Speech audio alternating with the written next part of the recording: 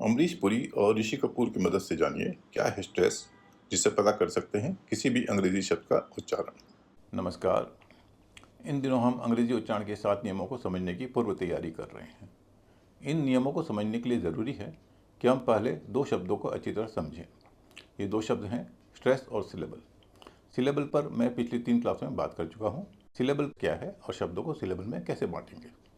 आज हम स्ट्रेस के बारे में बात करेंगे। स्ट्रेस का आमतौर पर जो मतलब है वह है प्रेशर या तनाव।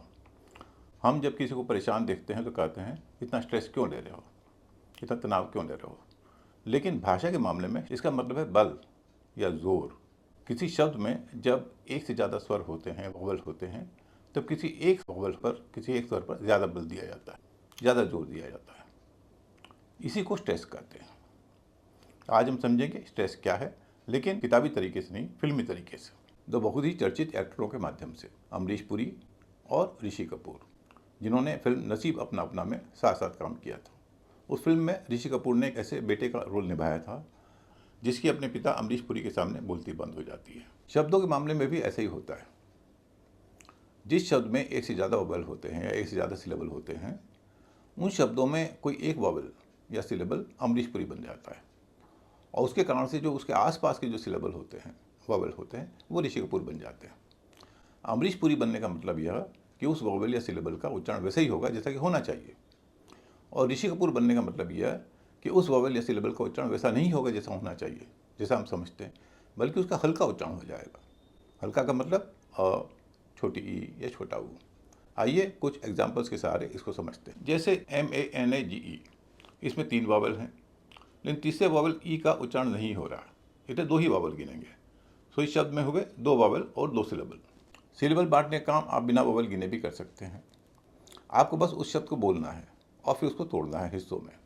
जैसे MANAGE, आप चाहे इसको जैसे ही बोलें, मैनेज बोलें या मैनेज बोलें, 2 ही सिलेबल होंगे।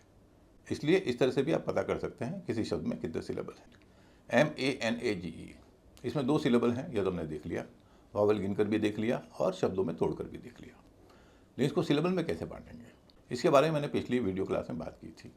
अगर आपने वो वीडियो क्लास देखी होगी तो आप समझ जाएंगे कि इसको MAN और AGE में तोड़ा जाएगा। तो 2 सिलेबल हैं MANAGE। इसका उच्चारण क्या होगा? नॉर्मली हम क्या करते हैं, MAN को मैन बोलते हैं, AGE को एज बोलते हैं, जो उसका नॉर्मल उच्चारण है। लेकिन यहीं पर अमरीश पुरी वाला रूल काम करने लगता है। क्या है अमरीश पुरी का रूल? रूल ये है कि अगर एक से ज़्यादा वोवल होंगे, इसमें एक से ज़्यादा वोवल हैं, एक से ज़्यादा सिलेबल होंगे, इसमें 2 सिलेबल हैं, वहाँ पर एक सिलेबल पे ज़्यादा जोर होगा, दूसरे पे कम होगा। इसमें स्ट्रेस जो है MAN पर है। MAN पर क्यों है, यह हम तब जानेंगे जब हम उच्चारण के नियमों पर बात करेंगे। अभी आप सिर्फ यह जान लें कि MAN पर स्ट्रेस है। तो MAN पर स्ट्रेस है तो MAN को तो वैसे ही बोला जाएगा जैसे कि बोला जाता है, यानी मैन।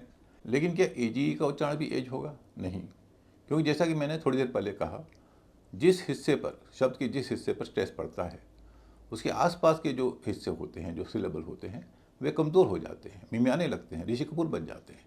यहाँ पर भी AGE जो है ऋषि कपूर बन जाएगा, और उसका उच्चारण एज ना होकर एज होगा। इस पूरे शब्द का उच्चारण होगा मैनेज, मैन एज, न कि मैनेज। एक लाइन में कहें तो MANAGE में MAN का उच्चारण मैन हो रहा है क्योंकि उस पर स्ट्रेस पड़ रहा है, वह अमरीश पुरी। और AGE का उच्चारण एज ना होकर एज हो रहा है क्योंकि उस पर स्ट्रेस नहीं पड़ रहा है, वह ऋषि कपूर है। यही बात बाकी शब्दों में भी है। MANAGE, इसमें एक आर जोड़ लीजिए, 3 सिलेबल का शब्द बन जाएगा। इसमें भी पहला सिलेबल भारी, बाकी हल्के हो जाएंगे। उच्चारण होगा man is er, man is er, manager. इन 2 उदाहरणों से ऐसा मत समझिए कि हमेशा पहले सिलेबल पर ही स्ट्रेस पड़ेगा और बाकी जो सिलेबल हैं वो हल्के बोले जाएंगे। इसके अलावा जो 4 या 5 सिलेबल वाले शब्द होते हैं, उनमें कई कई दफ़ा 2-2 सिलेबल पर स्ट्रेस पड़ता है, यानी ऐसे शब्दों में 2-2 अमरीश पुरी होते हैं। पहले हम वैसा एग्जाम्पल लेते हैं जहाँ पर स्ट्रेस पहले सिलेबल पर नहीं है, दूसरे सिलेबल पर पड़ रहा है। शब्द है ACCEPT। यह वर्ब है स्वीकार करना।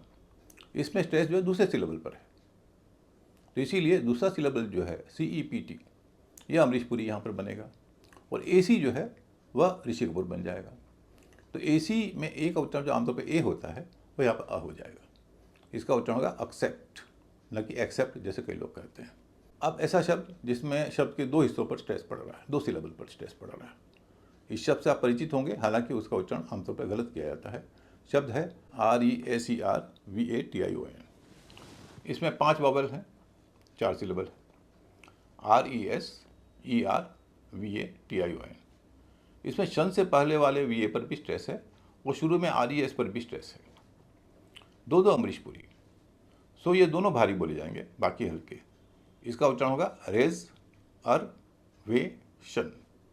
पहले का उच्चारण रेज हुआ, रे भारी, दूसरे का अर हल्का, वे भारी और शन हल्का। भारी हल्का भारी हल्का, भारी हल्का भारी हल्का, या इसका उल्टा हल्का भारी हल्का भारी। यह एक पैटर्न है जो अंग्रेजी के शब्दों में देखा जाता है, खासकर 4 और 5 सिलेबल वाले शब्दों में। आपको बस इस पैटर्न को याद रखना है और पता करना है कि किसी शब्द में स्ट्रेस किस पर पड़ेगा। उसके बाद काम आसान है। अगर 2 या 3 सिलेबल का शब्द है तो जिस हिस्से पर स्ट्रेस पड़ रहा है उसके आसपास के हिस्से हल्के हो जाएंगे, सिंपल। अगर 4 या 5 सिलेबल का शब्द है तो वहाँ पर आपको पता करना है कि किस शब्द पर स्ट्रेस है। जिस शब्द पर स्ट्रेस है उसके आधार पर हल्का भारी करके आप दूसरा जो हिस्सा है जिस पर स्ट्रेस पड़ेगा उसका पता कर सकते हैं और इस तरह से पूरे शब्द का अनुमान लगा सकते हैं। आप में से कई लोग सोच रहे होंगे कि यह सब जो मैंने बताया तो ठीक है, लेकिन पहले पता तो चले कि किसी शब्द के किस हिस्से में स्ट्रेस है। मैंने बता दिया पहले हिस्से में स्ट्रेस है या दूसरे में है, लेकिन आप कैसे पता करेंगे? तो यही तो 7 नियम हैं जो आपको बताएंगे कि किस शब्द में किस हिस्से में स्ट्रेस होगा। एक बार आपने ये 7 नियम समझ लिए तो आपको बस ये देखना है कि जो शब्द आपके सामने है वह किस तरह का है। अगर वह शब्द 2 सिलेबल वाला है तो आपको रूल नंबर 2 लगाना है। अगर शब्द 3 सिलेबल का है तो रूल नंबर 3 लगाना है। अगर शब्द में सफिक्स है और सफिक्स आई या यू से शुरू होता है तो रूल नंबर 4 लगाना है। और अगर ए, ई या ओ से शुरू होता है रूल नंबर 5 लगाना है। अगर शब्द के अंत में वाई है तो रूल नंबर 6 लगाना है। और शब्द के अंत में डबल ई है, डबल ई आर है तो आपको रूल नंबर 7 लगाना है। शब्द को देख के, रूल लगा के आप पता कर सकते हैं कि इस शब्द में स्ट्रेस किस हिस्से पर पड़ेगा। और जैसे ही आपको पता चल गया कि स्ट्रेस इस हिस्से पर पड़ेगा, बाकी हिस्से हल्के हो जाएंगे। तो हल्का भारी हो अगर 4 से 5 सिलेबल वाला शब्द है, और अगर 2 या 3 सिलेबल वाला शब्द है तो जहाँ पर स्ट्रेस पड़ेगा उसको भारी बोलना है, बाकी को हल्का बोलना है।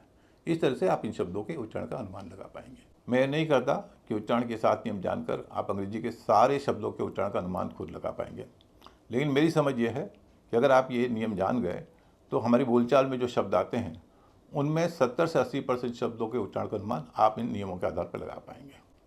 तो चलिए अगली क्लास से शुरू करते हैं उच्चारण का नियम नंबर 1। नमस्कार। अंग्रेजी शब्दों के उच्चारण के बारे में आपको और जानना हो तो पढ़ें आलिम सर की इंग्लिश क्लास।